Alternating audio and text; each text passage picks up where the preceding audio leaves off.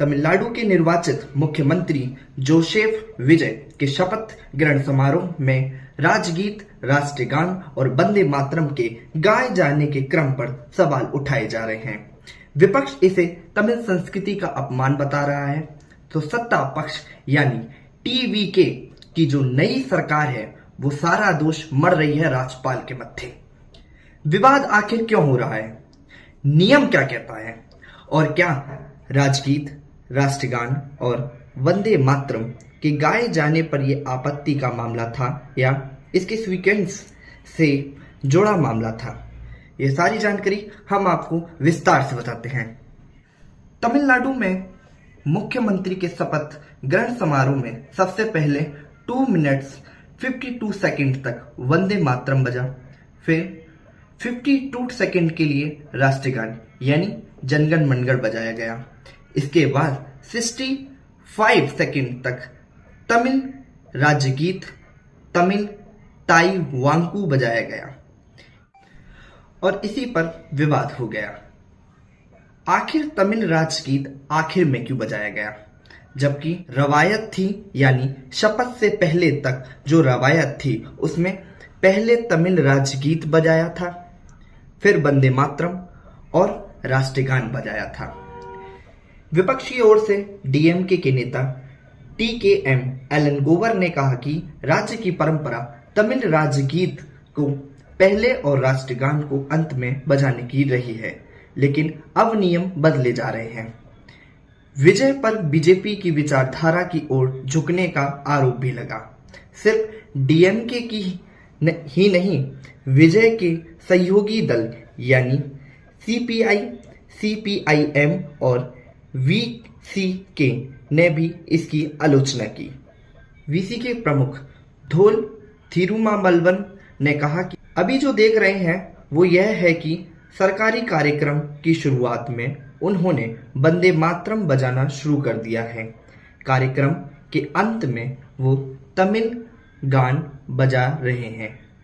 ऐसा मुख्यमंत्री के शपथ ग्रहण समारोह के दौरान हुआ है और आज फिर से प्रोटेम स्पीकर के शपथ ग्रहण समारोह के दौरान फिर ऐसा हुआ है। यह हमारी उस पुरानी परंपरा से पूरी तरह अलग है और मुख्यमंत्री या सरकार को इस बारे में स्पष्टीकरण देना चाहिए।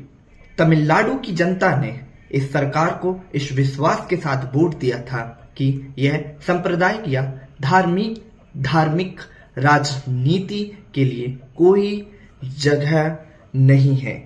ऐसी किसी परंपरा को शुरू करना जो पहले कभी अस्तित्व में नहीं थी, यह चौंकाने वाला और निराशाजनक दोनों है।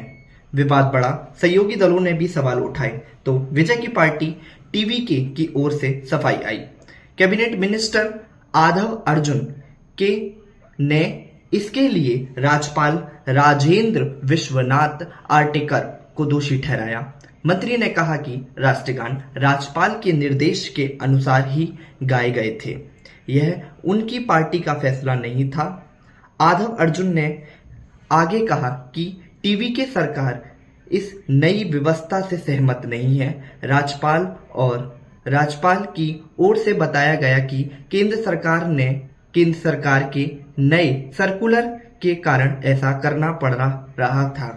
टीवीके सरकार ने स्पष्ट किया कि भविष्य में पुरानी परंपरा ही लागू रहेगी, यानी सरकारी कार्यक्रमों की शुरुआत तमिल राज्य गीत से ही होगी और अंत में राष्ट्रगान गाया जाएगा। तमिलनाडु के राजगीत के बारे में भी जान लेते हैं। तमिल ताई वांटू तमिलनाडु का राज्य गीत है। इसे 1991 में मनोनमनियम सुंदरम पिल्लाई के अपने नाटक मनोनम नियम के शुरुआती भाग में तमिल देवी की स्तुति के रूप में लिखा था। यह गीत राज्य की सांस्कृतिक पहचान का बेहद अहम हिस्सा माना जाता है।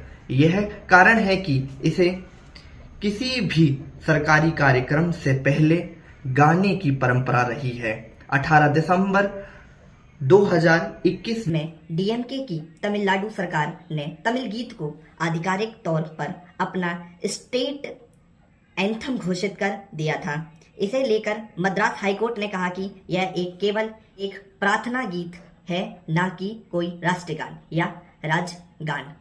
इसलिए जब इसे गाया जाता है तो किसी को खड़ा होने की आवश्यकता नहीं है। वहीं सरकार ने अपने निर्देश में यह कहा कि इसके गायन के दौरान वहां मौजूद सभी लोगों को सम्मान में खड़ा होना होगा। केंद्र सरकार की नई गाइडलाइन के मुताबिक वंदे मातरम के पूरे 6 छंदों वाले वर्जन की शपथ से पहले बजाया गया यानी गाया गया। इसी नियम के मुताबिक तमिलनाडु में शपथ ग्रहण समारोह में पहले वंदे मातरम, फिर जनगण मनगढ़ यानी कि राष्ट्रगान और बाद में तमिल राज्य गीत बजाया गया। वैसे इस नियम को लेकर विपक्ष लगातार सवाल उठा रहा है। पश्चिम बंगाल की मुख्यमंत्री ममता बनर्जी, तमिलनाडु के पूर्व मुख्यमंत्री स्टाइल ने भी इस पर सवाल उठाए थे। असल में यह विवाद इसलिए भी बढ़ा है क्योंकि तमिलनाडु की राजनीति में भाषा, क्षेत्रीय असीमितता हमेशा से बेहद संवेदनशील मुद्दे रहे हैं। ऐसे में इस घटनाक्रम के राज्य के सियासी मामलों में एक नई बहस छिड़ गई है। मामले में आगे जो भी अपडेट होगा हम आप तक नई खबरें लेके आते रहेंगे। पीयूष कुमार मेरा नाम है।